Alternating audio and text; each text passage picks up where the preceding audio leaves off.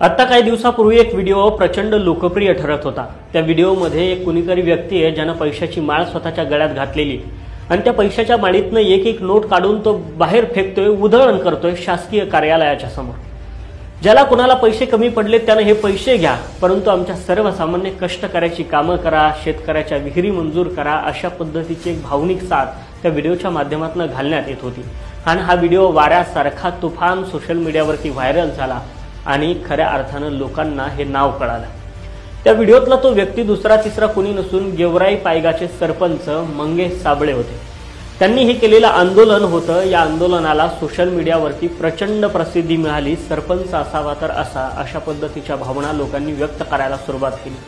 खरं तर हे पहिलंच आंदोलन मंगेश साबळे यांचं नव्हतं। याच्या आधी बरेच आंदोलनं त्यांनी शेतकऱ्यासाठी, गावासाठी, खेड्यापाड्यातल्या लोकांसाठी केली होती। विजेसाठी केलेलं, डीपीवर चढून केलेलं आंदोलन असेल किंवा मग कपडे काढून केलेलं आंदोलन असेल किंवा शासकीय कार्यालयात कपडे काढून हा माणूस जाऊन बसतो आणि आमच्या कष्टकऱ्यांची, शेतकऱ्याची कामं करून द्या, अशा पद्धतीची साथ तिथल्या लोकांना घालतो।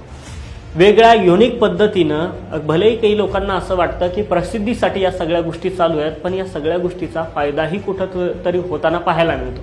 या आंदोलनाच्या नंतर त्याचा परिणाम सुद्धा स्पष्टपणे दिसायला लागतो आणि काहीतरी बदल होतोय हे चित्र मात्र सर्वसामान्याला दिसायला लागतं। या सगळ्या जरी गोष्टी असल्या तरी सध्या या विषयावर बोलायचं कारण एवढंच की हा सर्वसाधारण सरपंच म्हणता येईल, सर्वसाधारण एका शेतकऱ्याच्या घरातला पोरगा आज उभा आहे लोकसभेसाठी, खासदारकीची निवडणूक लढवण्यासाठी। म्हणजे सरपंच, ग्रामपंचायत, म्हणजे असंही म्हटलं जातं, लोक म्हणतात ग्रामपंचायत खूप अवघड असते खासदारकीच्या निवडणुकीपेक्षा। काय तिथलं स्थानिक राजकारण आहे खेड्यापाड्यातलं हे तुम्हा सगळ्यांना माहिती आहे। पण हे सगळं जरी असलं ना तरी सहसा सर्वसामान्य शेतकऱ्याच्या घरातलं पोरगं या सगळ्या डेअरिंग करत नाही। एक तर पैशाची कमी असते, त्याच्यानंतर त्याच्यात डेअरिंग कमी पडते की लोकसभेची निवडणूक लढवायला फॉर्म भरायचा, कोण सहकार्य करेल, पैसा पाणी अडका, कोणाचे पाठिंबा नाही आपल्या पाठीमागं। आणि या सगळ्या गोष्टीमुळे शेतकऱ्याची पोरं सहसा या झंझटीत जास्त पडतच नाही। मग ती पडतात कुठं? फार तर फार कार्यकर्ता कोणाचा तरी हो, कोणत्या तरी साहेबाच्या पाठीमागं जा, त्याचा झेंडा उचल, याच्या पुढं त्यांना जायला डेअरिंग लागत नाही। साहजिकच साधी गोष्ट आहे। पण हा सर्वसामान्य घरातला शेतकऱ्याचा पोरगा खासदारकीसाठी उभा आहे, जालना लोकसभा मतदारसंघातून उभा आहे अपक्ष म्हणून। बरंच रान पेटवलंय, चांगल्या पद्धतीनं काम चालू आहे। आजपर्यंत बऱ्याच लोकांना पण वेगवेगळ्या संधी देत आलोय।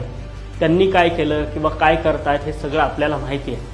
कोणाच्या विरोधात बोलायचं म्हणून अजिबात नाही किंवा मग प्रचार करायचा म्हणूनही हा व्हिडिओ अजिबात नाही। तर निखळपणे मला एवढंच वाटतं की सर्वसामान्य घरातलं शेतकऱ्याचं पोरगं जर या सगळ्या गोष्टीत पडत असेल तर आपली जबाबदारी आहे की त्याच्या पाठीशी उभं राहण्याची।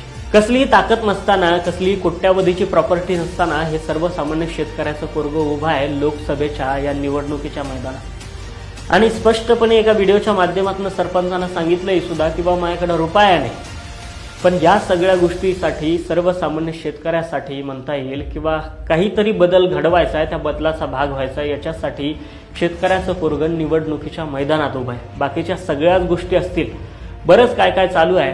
काही लोकांचं म्हणणं आहे पब्लिसिटीसाठी या सगळ्या गोष्टी केल्या, आतापर्यंत गाडी पेटवली, ही कशासाठी पेटवली तर खासदारकी मिळवण्यासाठी पेटवली, हे सगळं असेल कदाचित। या गोष्टी मला जास्त काही हे वाटत नाही, पण तरी सुद्धा एक शेतकऱ्याचं पोरगं म्हणून त्याच्या पाठीशी खंबीरपणे उभं राहणं